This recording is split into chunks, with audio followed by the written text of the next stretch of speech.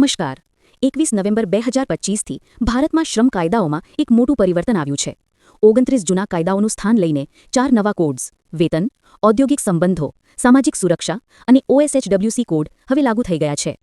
આ ફેરફારોનો મુખ્ય ઉદ્દેશ્ય ભારતીય કામદારોને વધુ સુરક્ષા સમાનતા અને લાભ આપવાનો છે તો આ નવા કાયદાઓ હેઠળ કર્મચારીઓને કયા 8 મુખ્ય લાભો મળે છે ચાલો સમજીએ કર્મચારીઓ માટે 8 મુખ્ય લાભો નિમણૂક પત્ર ફરજિયાત હવે દરેક કર્મચારીને નોકરીની શરતોની સ્પષ્ટતા સાથે નિમણૂક પત્ર મેળવવાનો કાયદાકીય અધિકાર છે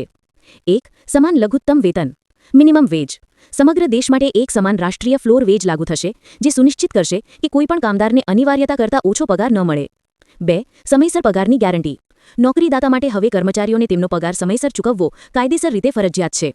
3 ઝડપી ગ્રેચ્યુઇટી ફિક્સ્ડ ટર્મ કોન્ટ્રાક્ટ પરના કામદારો હવે માત્ર 1 વર્ષની સેવા પછી જ ગ્રેચ્યુઇટીનો લાભ મેળવી શકશે 5 વર્ષની રાહ જોવાની જરૂર નથી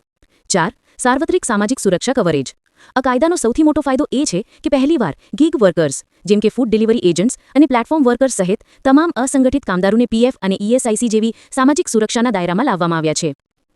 5 મહિલાઓ માટે સમાનતા અને સુરક્ષા મહિલાઓ હવે તેમની સંમતિ અને પૂરતી સુરક્ષા સાથે રાત્રિ શિફ્ટમાં પણ કામ કરી શકશે અને સમાન કામ માટે સમાન વેતન ફરજિયાત છે 6 મફત વાર્ષિક આરોગ્ય તપાસ 40 વર્ષથી વધુ ઉંમરના કર્મચારીઓ માટે ખાસ કરીને જોખમી ઉદ્યોગોમાં નોકરીદાતા દ્વારા વાર્ષિક મફત આરોગ્ય તપાસ પૂરી પાડવી ફરજિયાત છે 7 ઓવરટાઇમ માટે બમણો પગાર જો કોઈ કર્મચારી નિર્ધારિત કલાકો કરતાં વધુ કામ કરે છે તો તેને તેના સામાન્ય પગારના બમણા દરે ઓવરટાઇમ વેતન ચૂકવવું પડશે આમ આ નવા શ્રમ કાયદાઓ ભારતીય કાર્યબળને એક વ્યાપક સુરક્ષા કવચ